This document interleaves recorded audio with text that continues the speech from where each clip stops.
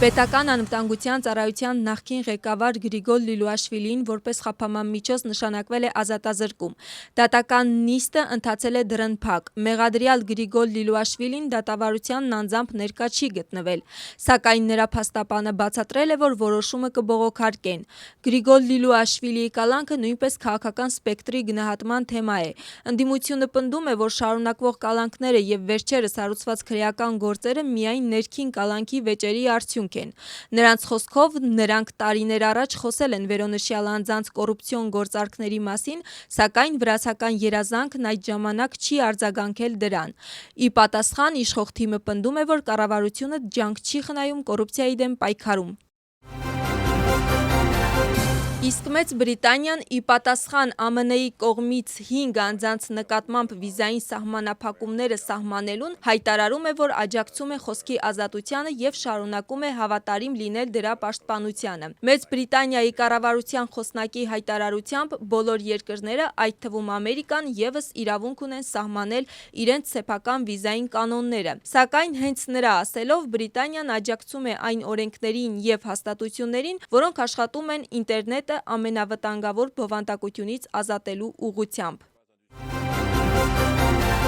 Եվրոպական խորհրդարանի նախագահը դատապարտում է ԱՄՆ-ի կողմից նախկին եվրահանձնակատար Թիերի Բրետոնի եւ 4 այլ եվրոպացիների նկատմամբ սահմանված պատժամիջոցները։ Ռոբերտա Մեցոլայի խոսքով Թիերի Բրետոնի եւ մյուսների վրա դրված ճանապարհորդության արգելքը, քանի որ նրանք կատարում էին իրենց պարտականությունները որպես եվրահանձնակատարներ, անընդունելի է։ Մեցոլան պահանջում է արագ վերացնել այդ սահմանափակումը։ Հիշեցնենք, որ պետական վարչությունը 5 անձանց արգելել է մուտք գործել ԱՄՆ, ովքեր ամերիկյան առցանց հարթակներում նյութեր էին գրաքննում։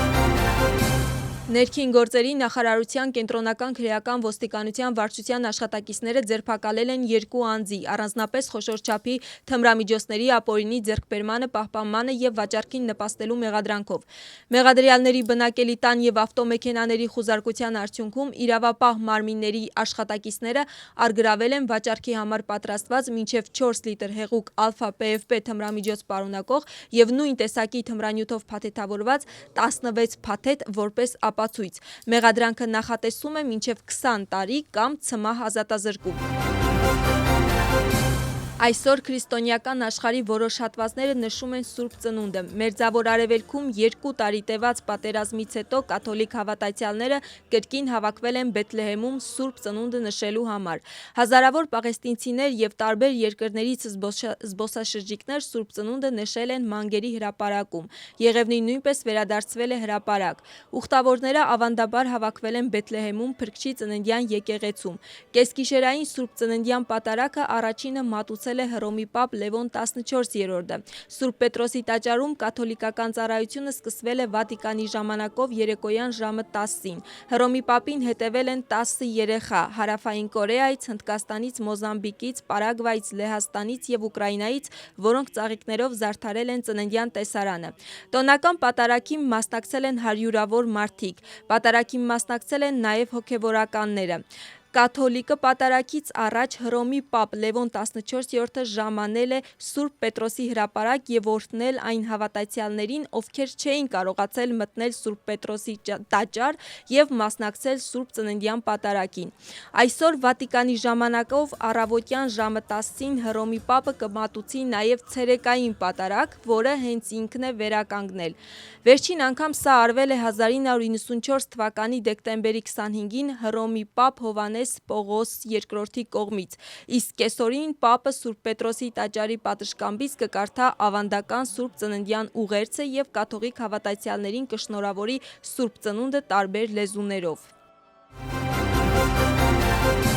Ռուսաստանը պահանջում է էական փոփոխություններ Ուկրաինայի եւ ԱՄՆ-ի կողմից համաձայնեցված խաղաղության ծրագրի նախագծում։ Այդ մասին աղբյուրներին հղումով գրում է Bloomberg-ը։ Ինչպես նշել է բարձրաստիճան պաշտոնյաներից մեկը հրատարակության հետ զրույցում, Ռուսաստանում կարծում են, որ ԱՄՆ-ի եւ Ուկրաինայի կողմից համաձայնեցված 20 կետանոց ծրագրում կան Ռուսաստանի համար կարևոր դրույթներն ու այն հարցերի պատասխանները, որոնք հետաքրքրում են Ռուսաստանին։ Մասնավորապես Կրեմլը ցանկանում է երաշխիքներ, որ ՆԱՏՕ-ն չի ընդլայնվի դեպի արևելք, ինչպես ինչպես նաև որ Ուկրաինային կտրվի չեզոք կարգավիճակ, եթե նա կարողանա միանալ Եվրոպական միությանը։ Բլումբերգի տեղեկություններով Ռուսաստանը նաև դժգոհ է այն փաստից, որ 20 կետանոց խաղաղության ծրագրում հիշատակված չեն Ուկրաինայի բանակի և զինատեսակների սահմանափակումները։ Ուկրաինայում ռուսերեն լեզվի կարգավիճակի վերաբերյալ հստակ երաշխիքները, Արևմուտքի կողմից պատժամիջոցների վերացման և Արևմուտքում սառեցված ռուսական ակտիվների ճակատագրի վերաբերյալ։ Ինչպես աղբյուրը հայտնել է Բլումբերգին, Ռուսաստանում այս ծրագիրը անվանում են ուկրաինական, սակայն հայտարարում են, որ այն կուսումնասիրեն սառը դատողությամբ։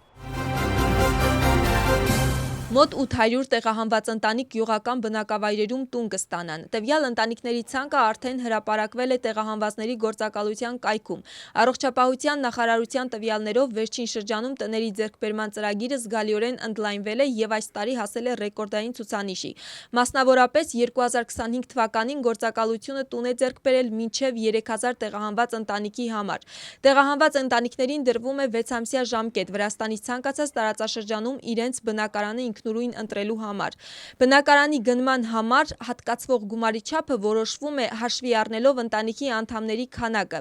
Գյուղական բնակավայրերում տների ձեռքբերման ծրագիրը գործում է 2014 թվականից և այդ ժամանակահատվածում պետությունը ընդհանուր առմամբ վերաբնակեցրել է ավելի քան 13000 տեղահանված ընտանիք։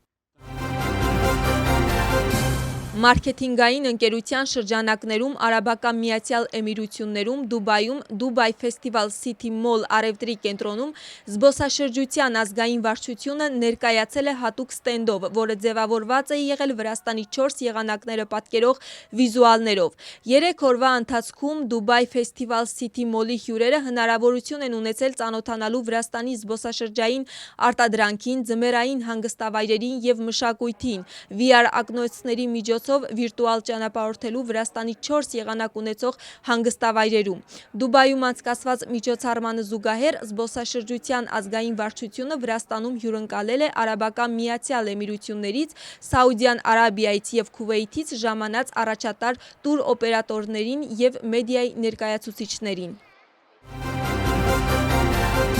Թատերական համալսարանում կազմակերպվել է երեկո նվիրված Թատերագետի և համալսարանի նախկին ռեկտորի Էթեր Գուգուշվիլիի ծննդյան 100-ամյակին։ Կոլեգաներն ու համալսարանի ուսանողները զրուցել են Էթեր Գուգուշվիլիի ներդրման և ստեղծագործական կյանքի մասին։ Հոբելյանի առթիվ հրատարակվել է գիրք-ալբոմ, համալսարանում բացվել է հուշատախտակ և ուսումնագիտական արխիվին տրվել է Էթեր Գուգուշվիլիի անունը։